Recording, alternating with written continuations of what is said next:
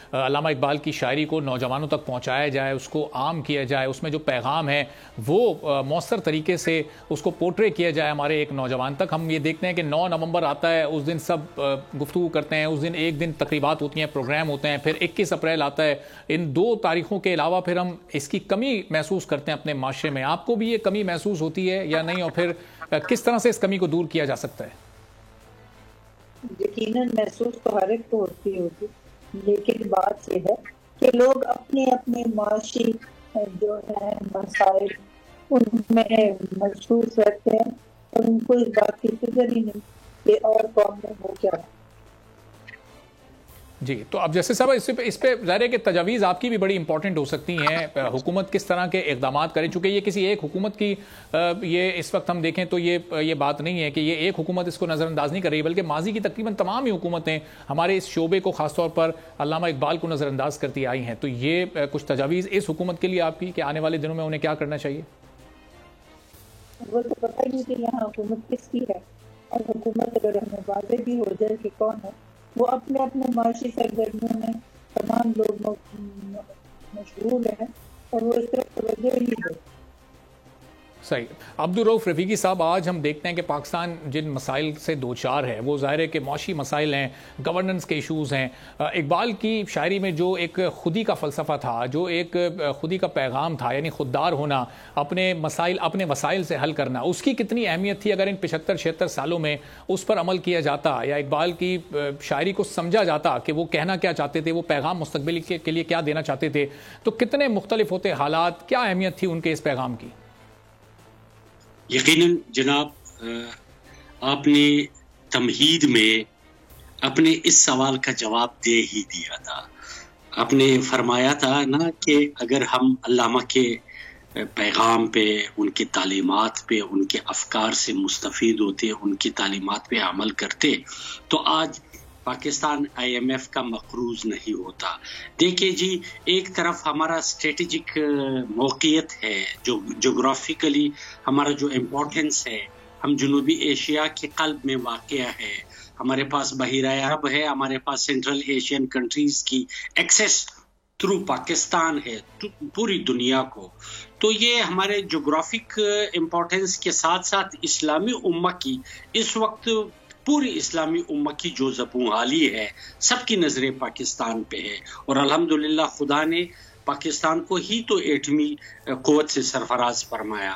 مگر ایک نکتہ کہ ہم نے علامہ کو قومی شاعر تو قرار دیا ہے، مگر ان کے افکار سے مستفید ہونے کے لیے یہ لازم ہے کہ ہم اس کو کورس کا حصہ بنائیں۔ اس وقت کتنا المیہ ہے، جس ملک کا قومی شاعر ان کے افکار تعلیمات سے متعلق جسٹ ملک بھر کے جامعات میں، صرف 2 جامعات میں بلکہ 3 میں شعبہ اقبال کا وجود ہے، اور ابھی 1-2 دیگر جامعات نے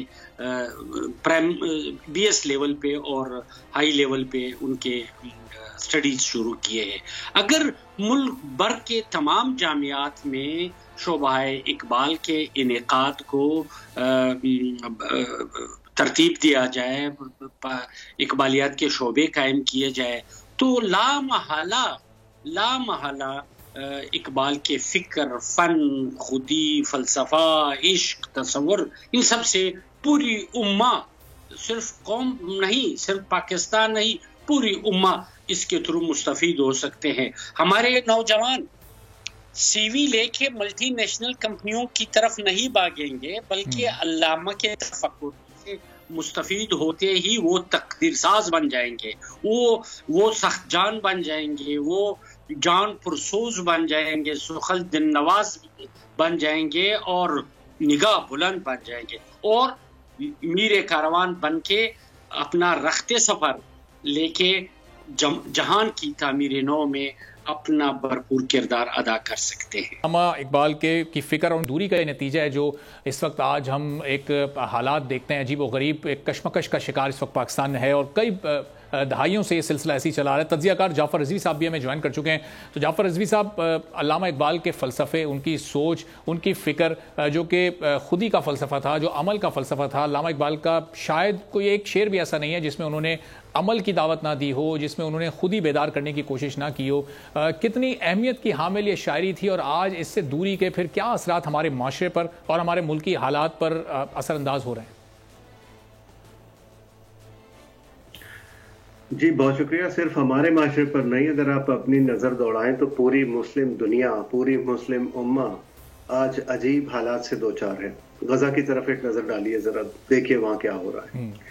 پاکستان تک نہیں ہے. میں سمجھتا ہوں کہ وہ شاعری آفاقی شاعری تھی، وہ شاعری عالمی شاعری تھی، اور انہوں نے صرف پاکستانی مسلمانوں کو کوئی میسج نہیں دیا تھا، انہوں نے پوری مسلم دنیا کو ایک پیغام دیا اپنی شاعری کے ذریعے، اور بہت عمل، جیسا آپ نے کہا کہ زور دیتے رہے عمل پر.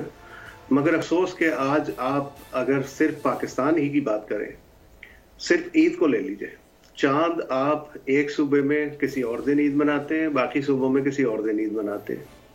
پوری مسلم دنیا میں نیل کے ساحل سے لے کے تابہ خاک کاشغر تک کی بات کر کے گئے علامہ، اور آج نیل کے ساحل سے لے کے تابہ خاک کاشغر تک نہ مسلمان جنگوں میں ایک ہیں، نہ مسلمان خوشیوں میں ایک ہیں، نہ مسلمان غم میں ایک ہیں، نہ مسلمان سکون میں ایک ہیں. آپ دیکھیے، ہم نے اس دنیا میں دیکھا کہ یمن اور سعودی عرب کی جنگ ہوئی. ہم نے اس دنیا میں دیکھا کہ 43 سال تک سعودی عرب اور ایران میں جنگ کسی کیفیت رہی، ایک دوسرے کے اوپر لان تان مذمت، ایک دوسرے کے خلاف بیان بازیاں. یہ سب کچھ علامہ اقبال کا خواب نہیں تھا. علامہ اقبال نے کچھ اور خواب دیکھا تھا. علامہ اقبال نے مسلم دنیا کو کوئی اور میسج دیا تھا. مگر افسوس کی بات یہ ہے کہ یہ مسلم دنیا پہ اگر آپ نظر ڈالیے تو صرف اور صرف حکمرانوں کا ہی طرز زندگی دیکھ لیجیے. کون سی مجھے ریاست بتائیے مسلم جہاں حکمرانوں کے بارے میں ان پر چارجز نہیں ہیں، ان پر الزامات نہیں ہیں بدعنوانی کے، بے ایمانی کے، کرپشن کے؟ کون سا مسلم ورلڈ ہے جس کے بارے میں ہم یہ کہہ سکیں کہ یہ ریاست مسلمانوں کی بالکل آئیڈیل ہے، اس کو بالکل ایسا ہونا چاہیے، ایک مسلم ملک کو بالکل ایسا ہونا چاہیے؟ پاکستان اسلام کے نام پر حاصل کی جانے والی واحد ریاست ہے. آپ دیکھیے کہ پاکستان میں مسلمانوں کے ہاتھوں کتنا، صرف ریاست ہی کے اعداد و شمار اگر آپ لے لیجئے تو 1 لاکھ لوگ شدت پسندی کے اس دور میں مسلمانوں کے خلاف شدت پسند کارروائیاں کر کے مار ڈالیں. یہ کوئی آج کا نہیں ہے معاملہ. اسلام کی تاریخ پہ نظر ڈالیے. رسول خدا صلی اللہ علیہ وآلہ وسلم کی آنکھ بند ہوتے ہی مسلمانوں کی آپس میں جو جھگڑے بازی، جو تنازعات، جو فساد شروع ہوا. پہلی جنگ عمل ہوئی، 25 برس بھی نہیں ہوئے تھے رسول کو گئے ہوئے دنیا سے. پہلی جنگ میں 10,000 لوگ لقمہ اجل بن گئے جمل میں. دوسری جنگ صفین میں ہوئی، 76,000 سے 84,000 افراد بتائے جاتے ہیں تاریخ کی کتابوں میں کہ مسلمانوں نے مسلمانوں کو مار ڈالا. تیسری جنگ نہروان، 4,000 سے 10,000 تک کی تعداد بتائی جاتی ہے تاریخ کی کتابوں میں مسلمانوں سے جھگڑا. یہ مجھے بتائیں 1.5 لاکھ لوگ سول کے دنیا سے جانے کے 25 برس کے اندر 3 مختلف جنگوں میں مارے گئے. پھر اس کے بعد یزید اور امام حسین کا مارکا، پھر اس کے بعد بنی امیہ بنی ہاشم کا مارکا، پھر اس کے بعد بنی عباس بنی ہاشم اور باقی ساروں کا مارکا، پھر اس کے بعد تاریخ بھری پڑی ہے. مسلمان بادشاہوں کی آپ کیا بات کریں، مسلمانوں کی تاریخ تو یہ ہے کہ باپوں پہ الزام ہے کہ انہوں نے بیٹے مارے تخت پہ بیٹھنے کے لیے، بیٹوں پہ الزام ہے کہ انہوں نے باپوں کو جیل میں ڈالا اور قتل کیا تخت پر بیٹھنے کے لیے. یہ کوئی نئی بات نہیں ہے. اور اسی سب سے گھبرا کر علامہ نے یہی تاریخ کے پہلو کو مد نظر رکھتے ہوئے اپنے اشعار میں، اپنے پیغام میں یہی آپ سے کہنے کی کوشش کی تھی کہ خدارا یہ حماقتیں، خدارا یہ دور اندیشی سے کچھ کام لیجئے اور دنیا کی طرف دیکھیے. مغرب کہاں جا پہنچا ہے، دیگر اقوام ترقی کرتے کرتے کوئی چاند پہ کوئی مریخ پہ، ہم ابھی تک اسی میں الجھے ہوئے ہیں کہ آج عید کا چاند ہوا ہے کہ نہیں ہوا، کل محرم شروع ہوگا کہ نہیں ہوگا. یہ کون سی دنیا میں ہم رہ رہے ہیں؟ فراموش کر دیا ہے علامہ کو. اس کا نتیجہ یہ ہے علامہ ہی اکیلے نہیں تھے، پوری مسلم تاریخ بھری پڑی ہے ناصحین. جعفر رضوی صاحب، یہ قطع کلامی کی انتہائی معذرت، لیکن جیسے آپ نے کہا کہ فراموش کر دیا علامہ کو، تو یہ کیوں فراموش کر دیا؟ اس کی وجہ کیا ہے؟ ایک ایسا شخص جس کا ویژن 100 سال پہلے آج سے یہ تھا کہ ایک ہو مسلم حرم کی پاسبانی کے لیے، مسلمانوں کا وہ اتحاد چاہتا تھا، اور اس کو یہ پتا تھا کہ اگر یہ اتحاد نہیں ہوا تو آنے والے دنوں میں کس طرح کی تقسیم ہمیں نظر آئے گی، جیسے ابھی آپ نے پورا ماضی بتایا. تو پھر اس کے باوجود کیوں سنجیدگی کے ساتھ اس نہیں لیا گیا؟ کیوں اس شاعری سے ہم نے استفادہ حاصل نہیں کیا؟ صرف ہم نہیں، جب باقی جو بھی مسلم ممالک ہیں، ذرا اس پر بھی ذرا روشنی ڈالیے گا. آج وہ سوچ اور فکر کیوں نہیں پائی جاتی ہے ہمارے معاشرے میں؟ اس لیے کہ آپ نے سیاسی عمل کو پنپنے ہی نہیں دیا، سیاسی جماعتوں کو پنپنے ہی نہیں دیا. خاص طور پر پاکستان کی اگر ہم مثال لیں، بار بار فوجی مداخلتیں ہوتی رہیں، کم از کم 4 بار ملک میں مارشل لاء لگائے گئے. وہ واحد ریاست جو اسلام کے نام پر حاصل کی گئی تھی 16 دسمبر 1971 یا 16 دسمبر 1971 میں 2 لخت ہو گئی. ہم نے ایک ملک کے 2 ٹکڑے ہوتے دیکھے. کمزور سیاستدانوں کی قیادت بالکل اپنی جگہ، ان سے کوئی انکار نہیں ہے. بالکل الزامات درست رہے ہوں گے تاریخ میں کہ سیاستدانوں نے اور سیاسی قیادت نے بدعنوانی کی، بے ایمانی کی، کمزوریاں دکھائیں. لیکن اس کا یہ قطعاً مطلب نہیں تھا کہ ریاستی ادارے سیاسی عمل میں مداخلت شروع کر دیں اور 4 مرتبہ مارشل لاء لگایا جائے. صرف ہم لالچ، طمع، پیسے کی ہوس، ملک کے معاملات میں مداخلت، طاقت کا حصول، ان سب کے سامنے جعفر صاحب، لیکن یہ قطع کلامی کی پھر سے معذرت جعفر صاحب، لیکن یہ پچھلے 15 سال سے اگر ہم دیکھیں تو یہ جمہوریت کا تسلسل ہے. سیاسی جماعتیں 3 اپنے ادوار مکمل کر چکی ہیں، اس میں اسمبلیوں نے 3 ادوار میں اپنی اپنی مدت مکمل کی ہے. تو یہ ایک کنٹینیوشن ہم پچھلے 15 سال میں تو دیکھ رہے ہیں. تو اس میں کیا تبدیلی آئی ہے اس اعتبار سے اگر علامہ اقبال صاحب کے لیکن ہم تو روز آپ کے ٹی وی سے ہی سنتے ہیں کہ یہ سیاسی جماعتیں جن کو آپ حکومت کہہ رہے ہیں، جمہوری عمل کہہ رہے ہیں، پارلیمان کہہ رہے ہیں، سب کے سب تینوں حلقے یہ شکایت کرتے رہے ہیں کہ وہ بے اختیار ہیں. معاملات کوئی اور کرتا ہے، فیصلے کہیں اور ہوتے ہیں، عمل کہیں کسی اور کی کہی ہوئی بات پر ہوتا ہے. اپنی عدالتی تاریخ اٹھائیے پچھلے 15 سال کی اور ذرا مقدمات کا جائزہ لیجئے. سپریم کورٹ میں کیسے کیسے مقدمے آئے ہیں. ابھی کل ہی سپریم کورٹ نے ایک مقدمے کو واپس کیا ہے کہ متعلقہ فورم سے رجوع کیجیے.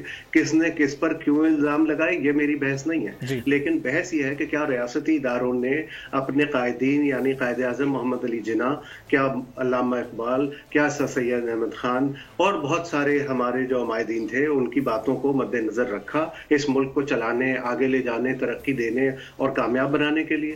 اگر ایسا ہوتا تو ہم 1971 میں 2 لخت کیوں ہوتے؟ ہم پڑ گئے کہ تم یہ والی زبان بولتے ہو. سبسکرائب کریں اور بیل دبائیں تاکہ کوئی خبر رہ نہ جائے.